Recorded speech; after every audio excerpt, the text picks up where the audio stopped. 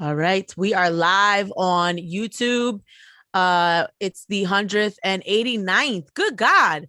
189th episode of the Mina's House podcast. I'm Mina SayWhat.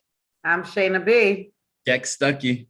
Oh, we got a good one today. We got a guest joining us, Mama Jones. Hopefully, I don't know, Mama Jones. Hopefully, Mama Jones pops in. You never know with Mama Jones. She's a wild card, that one. But Mama Jones is going to be joining us a little bit later in the pod. She got a book that's out. It's been out for a couple of years, but she wants to talk about it. So we will have that conversation with Mama Jones shortly. How are you guys doing? I feel like the past couple of episodes, we've all been like kind of in and out because our schedules have been weird. And, you know, the interview schedule has been weird. How you guys been doing? Well, that's the one that got a lot going on. Yeah, still crazy.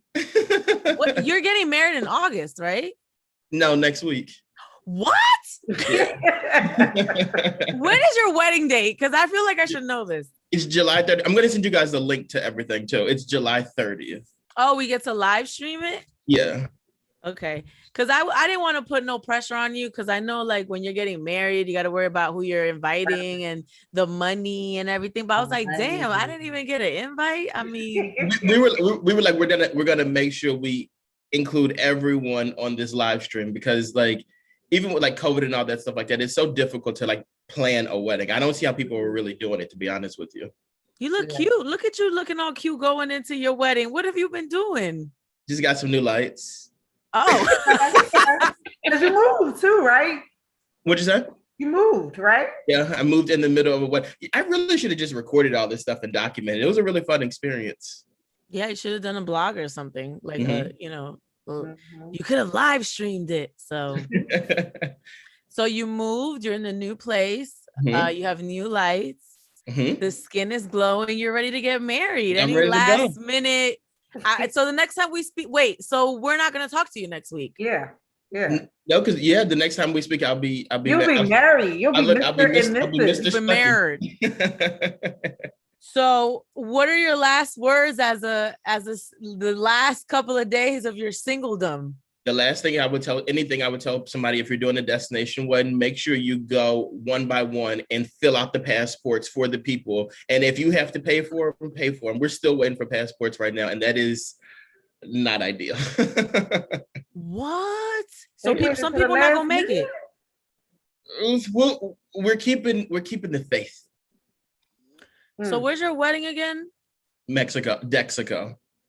Oh, that's why you've been hashtagging that. Let me tell you something.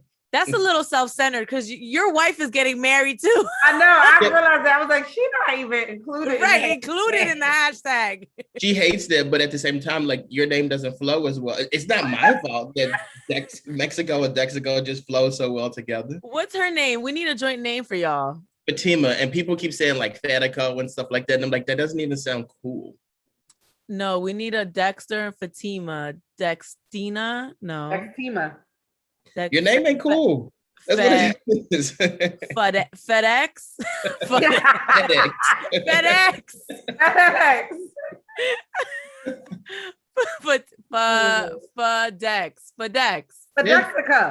Fadexico. There it is. Now you got to include her. Okay. Let's hop into what's going on in our feed. Oh, so those are your last words as a single man? People need to get their passports. Get your passports, people. Okay. and also men, waist trainers are your friend. What? Okay. You getting man hair, man weave, and now we're talking waist trainers. Well, let's hop into what's in our feed, even though we don't have a whole lot of time, but I really want to talk about Kanye West's Donda album. So at the time that we recorded this, it's not out yet. It was supposed to be out hours ago. Nice. He had a whole listening session last night, and it's not out. He got a verse from Jay-Z. Kim was at the listening session. It was at an arena in Atlanta.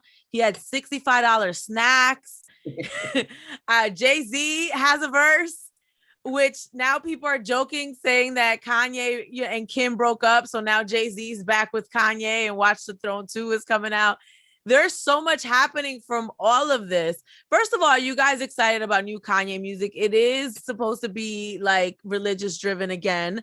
And he has a lot of features on this album, including like Pop Smoke, Travis Scott, Little Baby. How are you guys feeling about this whole rollout, which is very like chaotic Kanye, right? It's all rushed. Right. And he does this big grand thing and then it never comes out. I think that's my only issue. I'm excited for Kanye West music to come out, but like I have an issue with standom. Like when people love an artist so much that they're blind to the BS. And I saw a post this morning saying like Kanye West is a genius. So like you just wait until he's ready to drop the album. Like stop rushing him to drop it, this, that, and the third. And it's like, well, he shouldn't have announced it. Like if you said like the Mina's House podcast is coming on this date at this time, have it ready on this date at this time. If it's not ready, then you shouldn't say anything about it. And that's my only issue with it. And then those snacks. I saw it was $50, $60 for chicken fingers. $45 for a hot dog. I think, but where are some of these selections vegan and fair trade? I just want to put that out there. It said beef Frank, $45. The same pack of beef Frank you're gonna get for $5. One was $45. But wait, maybe these are the rich people hot dogs. You know, they eat different hot dogs. Not no beef Frank. We all eat beef Franks. It did not say it was organic. It didn't say grass fed. It said beef Frank. But and even the rich people, what rich person is paying $50 for chicken fingers? Child, you never know. Not the cookies They and big brownies. bird fingers. Like, what chicken did these fingers come from? Look, all I'm saying is you don't gotta eat. No, I would have been. I said I would have been famished. I just would have been hungry the whole time. Like, no, I'm not. You don't gotta eat. But the thing with Kanye is, I do feel like it is last minute. I was so hyped to hear Jay-Z, and obviously, like when he played it, if you hear the clip, you can hear it's not mixed really, or it's not really mastered. You know, it's very raw, which I actually like. But again, with only hearing the clip, I can't hear the full song, so it might not flow with it. So I did know at that point, like, oh, this album ain't coming out at midnight because he's gonna go back and be mixing and mastering. The fact that Jay-Z did this verse at 4:00, y'all, though, and this event was at like 8, 9. But Dex, to your point about Kanye, I don't think it's just with Kanye's projects. Lately, I think once he had the power to know that he can make these last minute changes to an album. Because if you remember with Nas's album that he produced, the same thing happened. Yes. Like it was supposed to drop, I don't know, like at a weird time, like 4 p.m. and like 6 p.m. people was like, where's it at? And like midnight, Nas had to release a statement like, sorry. And Kanye, when he finally released it, was like, I'll release it when I released it. It wasn't done. But I'm like, but it was supposed to be done for weeks. He did the same thing to Tiana Taylor, remember? Yeah, and she was so frustrated. And that still isn't done. We still never got that finished out. You're right. And we might not get Donda. We might not. I think the hype of the album caused so many artists to be interested in it. And I think like these last minute features started to trickle in, you know? Like Little Durk said something about he missed his flight, so he couldn't be on the album. And turns out he is on the album. So I think there's a lot of like last minute pieces that, you know, okay, you missed your flight, you can't be on the album. That I'm sure he didn't lie about that, but maybe he sent something in. You know, that's what I think happened here. Like everybody like is the hype of this album, and then he premiered it, you know, with the Beats by Dre commercial, one of the songs, Sha'Carri Richardson, you know, and like the rollout is so last minute, but it's so grand, right? How do you even put your unreleased song in a Beats by Dre commercial that's airing during the NBA finals and Sha'Carri Richardson is running to your song? Yeah. So it's like the grandeur of what he's put together. Like you said, people just want to be a part of it. You didn't have a release party in like some club in Atlanta. It was in the Mercedes-Benz. What is that fit like? 50, yeah, Mercedes-Benz Stadium. I think 65,000. Like, that's pretty grand. Yeah. Yeah. Yeah, grand. Like that rollout was grand with the Sha'Carri Richardson commercial. The stadium rental was grand, but there's no product. Well, it's there. It's just unfinished.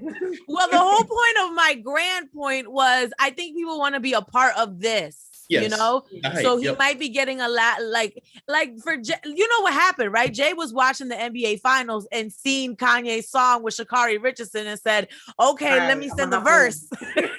That's what happened. He saw that and he said to Beyonce, he's like, he's divorce from Kim now. Beyonce was like, go ahead and do it. Right. Like you wore that Ivy Park for me. It's okay. Go Right. ahead. So that's really what I think is probably going on behind the scenes.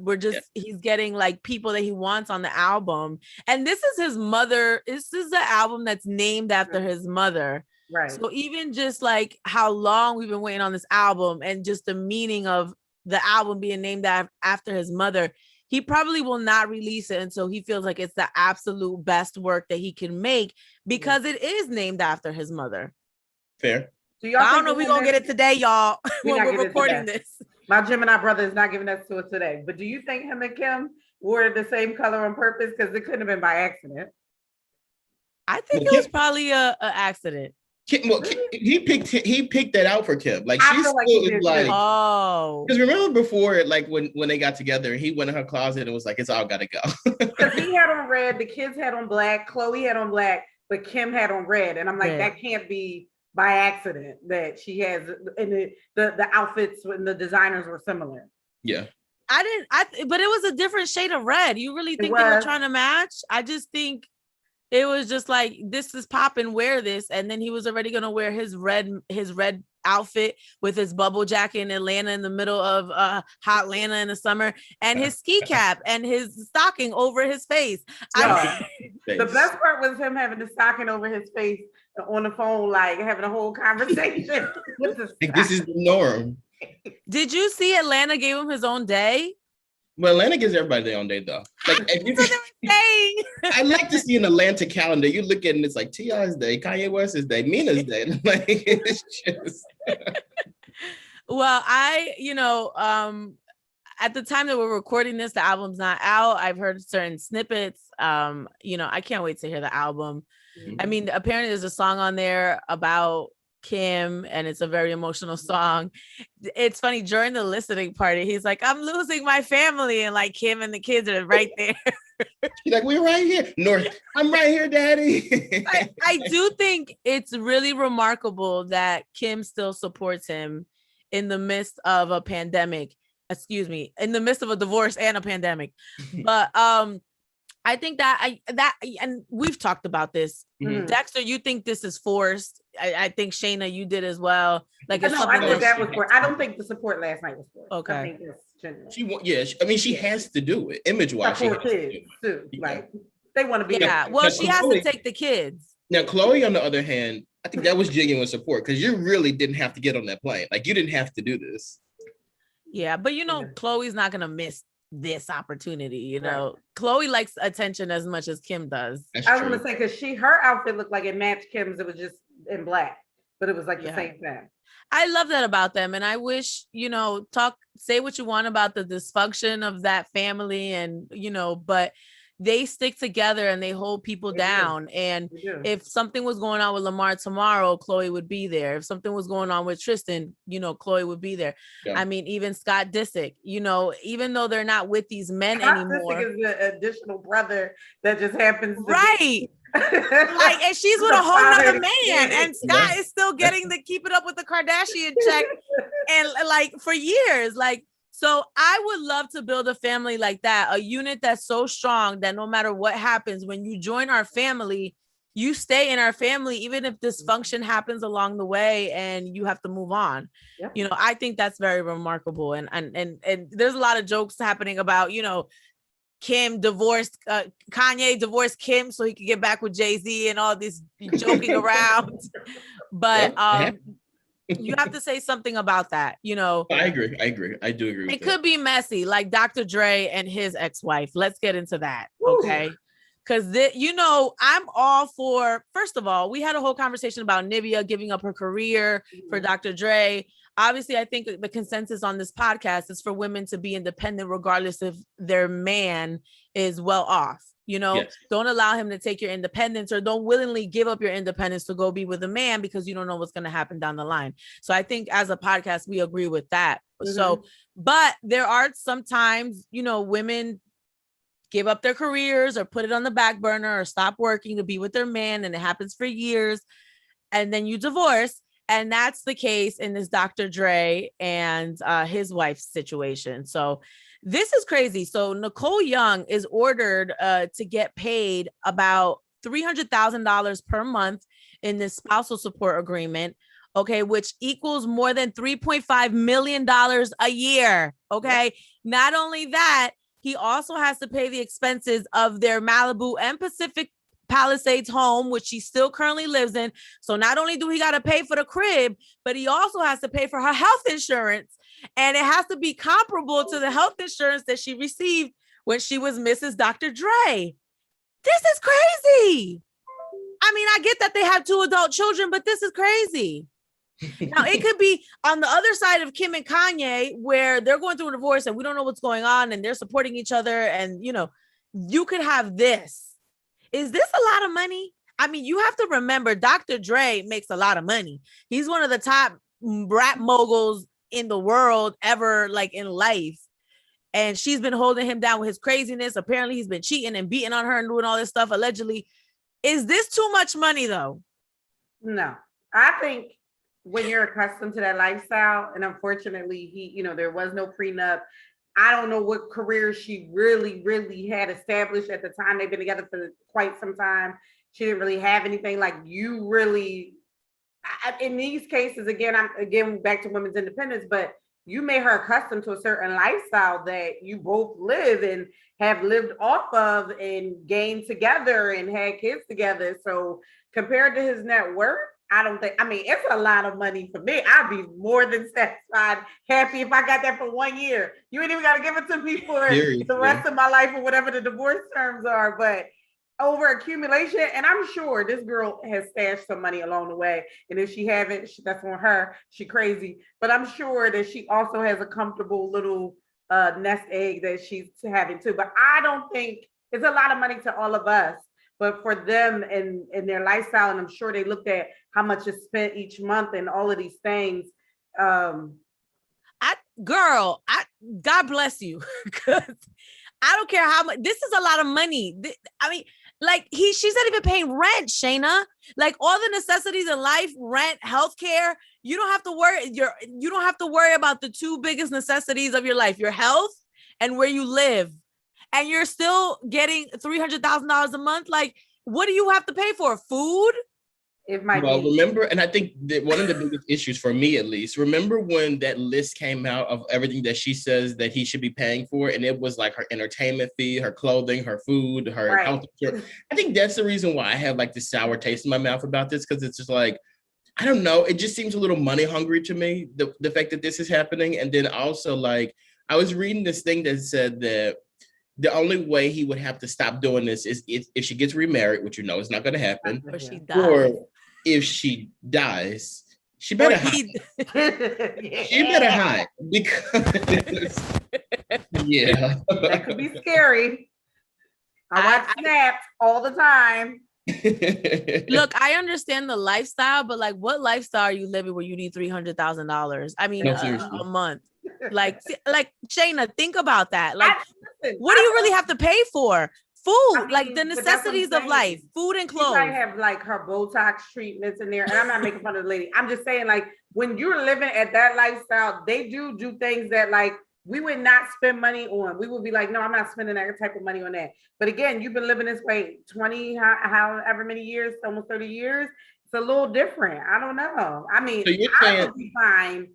This is $300,000 a month, Shayna. A month. I know. So you're saying that it's reparations for him beating on her. So reparations. So you're saying if a person lived a certain lifestyle for 10 plus years and they were hit, like physically hit, they are entitled to compensation when that relationship ends. You sound like one of those commercials for the lawyers. Because if that's the case, if that is the case, and we're going with that, I'm going to sue my parents because they used to beat on me and they provided me a lifestyle that I can't afford. So, like, what's up? When Comcast Spectacor broke off and the Sixers was sold, we all had this conversation and we wanted a petition that we should be able to keep our cable discount because I was accustomed to that lifestyle for over 10 years. I did not know what a real cable bill looked like. And I felt like there should have been like a divorce settlement some type of transition to help us along the way. But you talk about cable, Shayna, not $300,000. Like, I'm not saying the woman doesn't need to get paid. She's been in this relationship for 24 years. She doesn't have a career. She sacrificed to be with him and all this stuff, raise the kids. That's a job, you know? I'm not saying she don't need to get paid, but what are you going to do with $300,000 a year when you don't got to pay for healthcare and housing? That's why you don't get married in California. And you said the kids were adult children. They are. So this is back pay because you already did that job. Yeah. So the only one thing I would want to deduct her for is I don't appreciate, or I don't know this to be true, is apparently some of his older children pre her, during their relationship was the reason. And again, nobody can make no one not be there for their kids, but she was one of the reasons that there was a strain with his other adult children. So that part, I feel like I need to deduct some money from her that she don't need to deserve to give, because if you were like a great mom, great stepmom, and all of these things as the wife, you know, I feel like that should be all your character in what you did in the marriage should be included in those divorce settlements as well. I agree with that. And to your point, the kids are 24 and 20. And wrong. even if they weren't, it's not like Dr. Dre is not going to provide for his children. There would be a whole nother agreement on that. So, but okay, girl, you got your money. I don't want to hear nothing. Getting married. I don't want to hear a peep. April Jones ain't never going to be his wife. Oh, he's never getting married again, ever. And this is why guys in hip hop don't like to get married. Is this what? This is why? This is why they get married in other states, just not California. But you know, that's what they want to be, though. They're going to reference Dr. Dre for the rest of their lives. Remember what happened to Dre? You can live here and just get married somewhere else. How much does he make? Do we know that number? Obviously, a lot of money. Hold on, I'm going to Google it. Because, I mean, not that makes a difference. Well, I am surprised they didn't do a lump sum, like kind of like a Jeff Bezos and his wife, like more of a lump sum thing. It's like, here, you take this and go, than the monthly thing, because that is a little, I think that just could be, you know, get crazy. Not that he's going to run out of money, but still. So he is estimated, as of 2021, estimated to be worth $820 million. Oh, so $3 million is nothing to this man. That's what I'm saying. To compare to the lifestyle they've now accustomed to us. I'm sick of saying lifestyle though. Like, that's ridiculous. Like, you get accustomed to the lifestyle that you can afford with whatever salary you get. Like, it's not, no, I'm going to keep up with what I was doing for with you. The Joneses, no. Right? Because Because like the lifestyle that you were being provided included me. You don't have me anymore, so you don't get to have this lifestyle still. Okay, Comcast with the cable, because that's what you sound like. But whatever. Well, it is pennies to him, but I just wonder. That's all. My whole thing is, what are you gonna do with this money? She better start a charity or something, because if you're using all this $300,000 for yourself a month, you got some issues, girl. You need to get on a budget and give back to his other children that he doesn't provide for financially. Oh, good point. Okay, shots, Shayna. Now, if Shayna marries somebody rich, we know how she feels about it. I'm just saying, if I'm marrying you, the kids is all a package deal. This. Yeah, I'm getting a prenup. I'm sorry. I'm not gonna stick by my man financially. I'm getting a prenup. Certain things. Listen, like just knowing even people, you know, at our level, whether it's houses and things like that I've seen go through, it is very, you know, useful for a lot of things, because when the divorce comes, we ain't even got to argue. We've already signed this document and talked about how we're going to split these assets if this day comes. Yeah. And I think people have a very negative view of prenups. They think it's like, well, you're preparing to not be in a relationship, but I feel like a prenup is really just like a contract. It's a negotiation, right? That's what marriage is. You're contracted into a union. So why not have a contract regarding your assets? And everybody doesn't have assets. So that's why everybody is not like I'm gonna get a prenup kind of person. But owning a house is an asset. Having a car is an asset, you know, like all, you know, 401k, IRA, these are all assets. And when you, especially Dexter, when you're getting ready to marry someone, you have to understand that person's entitled to your assets. Yes. Even if they're bad with their money or good with their money. And also you're going to take on their debt. Also. That's the biggest thing. Yep. Right. So it's like, I don't know if you can include debt in prenups, but I'm outlining all of it. Even if he makes a lot more money than me, it's more so like, hey, this is what's mine.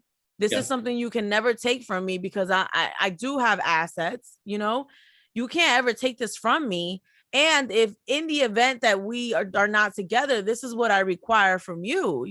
I need you to give me 25% of your salary or whatever, 20% of your salary or whatever, so you don't have this messy in court lying. She's saying he beat on her, he's saying that's a lie so she can get more money. Like, nah, we don't got to do all that. We have an agreement, we already settled this, and it can be an amicable divorce, and we can sever our ties and be Kim and Kanye and support each other. All right. So a big thing on social media is Safaree not wanting a second child. Video surfaced of the reality show. He has been terrible. It seems like he's been terrible to his wife, Erica Mena. She gave birth to their child. I believe it's a preemie. The baby's in NICU, struggling. He's in Jamaica. There's rumors that she asked him not to be there, so that's why he left. Either way, your child is battling for their life in the NICU. It doesn't look good on you, regardless of what kind of beef or problems you have, that you're in Jamaica promoting your music and getting a feature. But now we're kind of seeing the backstory of the dysfunction, right? What led to this place where he's so not interested in being involved in what's going on. This video shows that he didn't want another child. And apparently that was very communicated in the relationship. And she was even scared to tell him, like, oh, I'm pregnant. And his reaction was the worst reaction ever. I would have cried. I don't know why she ain't cried. He was like, it wasn't even like, oh my God, wow. Or like, he did not try to play off that he was a little bit happy at all. There was so much like disdain in his face. Do you guys understand why he's being like this? Is there any excuse for his behavior?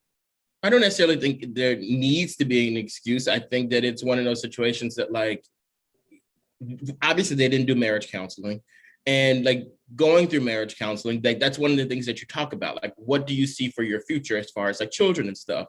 And if he was clear with her, like, look, I'm not trying to have any more kids, so forth and so on, you kind of have to respect it. Like, and as his partner, you have to respect it, because there's one of two things that are going to happen. You say, like, I respect it. You don't want to have as many kids as I want to have, so I'm just going to go ahead and bow out of this situation gracefully. We can't be together. Or you're like, you know what? I accept that. This is what we're going to do. That wasn't discussed. So it's just kind of one of those things where, like, they're both just kind of like, well, it's like, whatever. You didn't tell me that you didn't want to have multiple kids. Maybe I didn't tell you that I wanted to have multiple kids. So like whatever reaction you get from having a child or whatever, it's natural. Like, that's what you have to deal with. I don't see fault in what he's doing if he told her, like, this is not something that I want to do in our relationship. I see fault in it if he told her and then you guys aren't practicing either the safe sex or him not wanting to have, going and getting a procedure done. So that's my only issue, is because obviously she couldn't get herself pregnant. So, and again, and even deeper in that video, and we kind of saw from there, it looks like in general, they're just having like very tough marriage issues, which they didn't know each other. Well, there's that, they were more infatuated, could have been more infatuated with each other. The relationship went quick, and then you're in it and you're like, whoa, I don't really know if I like this. And now let's add on another child. So I do understand that at that point, he was like, whoa, we're going to add on another child to our already dysfunction. But again, you knew at the time that you were still sleeping with her that this dysfunction was going on. That probably is the one thing that y'all click at. But knowing that, and knowing that when y'all do it right, if this was something that you knew you wanted to prevent, you could have prevented it. And I think that's my biggest issue with him, and again, like this whole thing with, he was there for the birth, but then the baby being in the NICU and him leaving and all of those things. I just don't see myself, regardless of what we're going through, that child is my child and it's here now, kind of frolicking on a vacation. When I know my wife, because again, this is not a girlfriend and ain't a baby mom, regardless if y'all going through stuff, your wife is sitting back there with, two other kids, because she has a child from the previous relationship, your daughter, and trying to maintain going in and out of a NICU in a pandemic. Like that's a little bit of a lot that, you know, I feel like that was not okay for him to do to her. Yeah, I'm kind of like in the middle of both of you guys. I mean, I understand if someone communicates like what they want for themselves and for their family. I understand that you have the right to say that, you know, hey, I find kids overwhelming. I don't want anymore.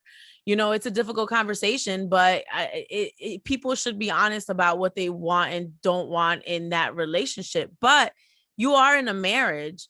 So whatever you want as an individual person, you always should communicate it, but you have to tackle all problems as a couple, as a team. You know what I'm saying? So in that situation, instead of him thinking team, you know, like you berating her, what is that going to do? Right. Yeah. Like she's pregnant. She didn't do it by herself. You helped, you know? And then I think for me, it was the more disrespectful part was him asking her how far along she is. And for me, I kind of felt like there was like can you have an abortion kind of question coming. Yeah. Like y'all married. Y'all. Well, and then you saw the way he spun it to say something like, this is how dysfunctional we are. She's this far along and I didn't even know she was pregnant kind of thing.